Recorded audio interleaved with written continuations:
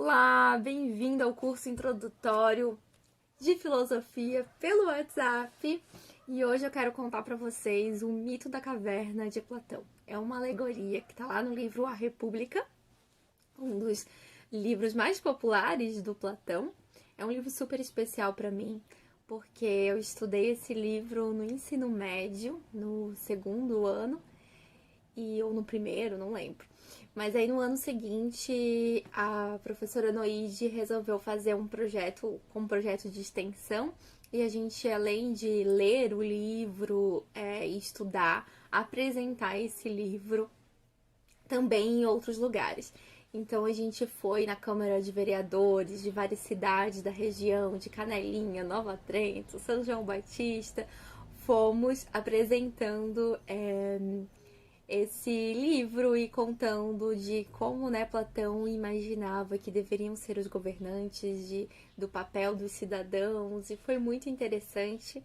Eu era uma das líderes do grupo e eu apresentava o projeto inicialmente, depois acho que 2 capítulos, não lembro quais agora, mas foi bem interessante. Essa foi uma das coisas que me fez perceber que eu realmente queria estudar filosofia no ensino superior.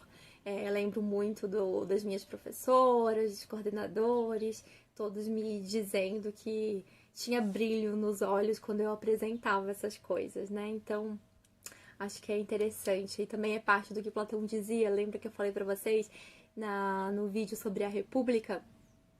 Que Platão dizia que era tarefa dos governantes, né? Tarefa da República perceber o que dá brilho nos olhos nas pessoas e encaminhar para que cada um possa desenvolver o seu talento. Então, eu sou muito grata de ter podido desenvolver o meu talento e as pessoas terem esse olhar cuidadoso e perceberem em mim, né? Me incentivarem, me dar estrutura, enfim. Estou aqui agora para contar para vocês, então, depois de quase 15 anos, um pouco sobre essa alegoria agora com coisas e conceitos que eu já aprendi, que eu também já contei pra vocês. Lembra da diferença entre mundo sensível e mundo inteligível, que é o mundo das ideias? Então, a alegoria da caverna nos ajuda a compreender melhor a teoria do conhecimento do Platão e esses dois conceitos. Então, deixa eu explicar pra vocês o que é a alegoria da caverna.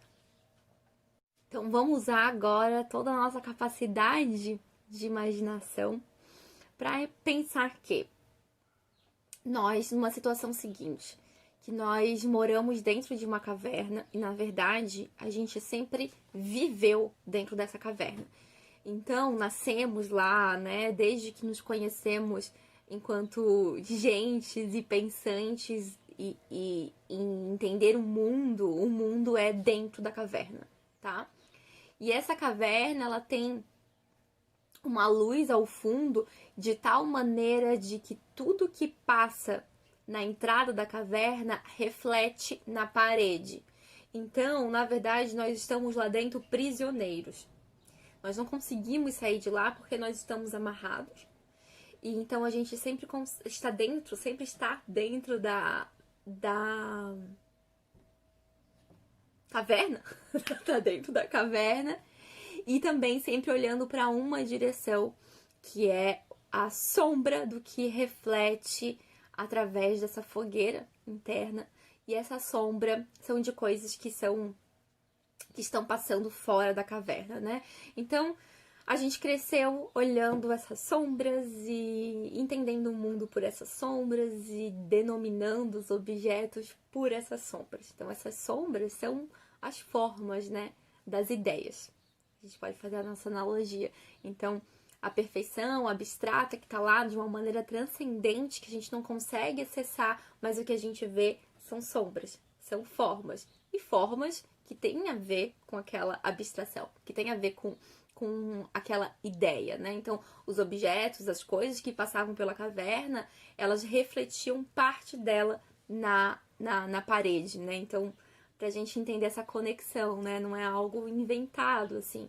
A gente sempre vê no mundo sensível um reflexo de algo que realmente existe de uma maneira transcendental, mais perfeita, né? Única, enfim.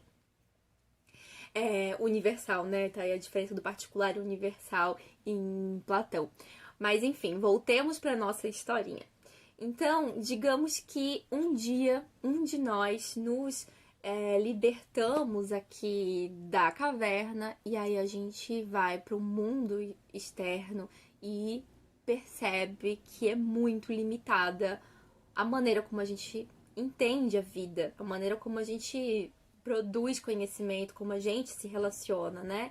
Quando essa pessoa se liberta, primeiro ela percebe, né, tem toda uma analogia da dificuldade de conseguir perceber o mundo de uma maneira diferente, porque ela sai da caverna escura, que só percebe através de sombras, né, pouca iluminação, e aí quando ela se depara com o mundo exterior, o sol, né, aquela luminosidade, ela leva um tempo até conseguir enxergar as coisas e fazer novas relações. Então isso também nos mostra essa ideia do conhecimento enquanto degraus, né? Enquanto passos e que é demorado. A gente precisa de um tempo para que os nossos olhos se acostumem. A gente precisa de um tempo para que possa, né, entender as novas relações. Então, não é de imediato que a gente vai entender também o novo e as novas construções de conhecimento.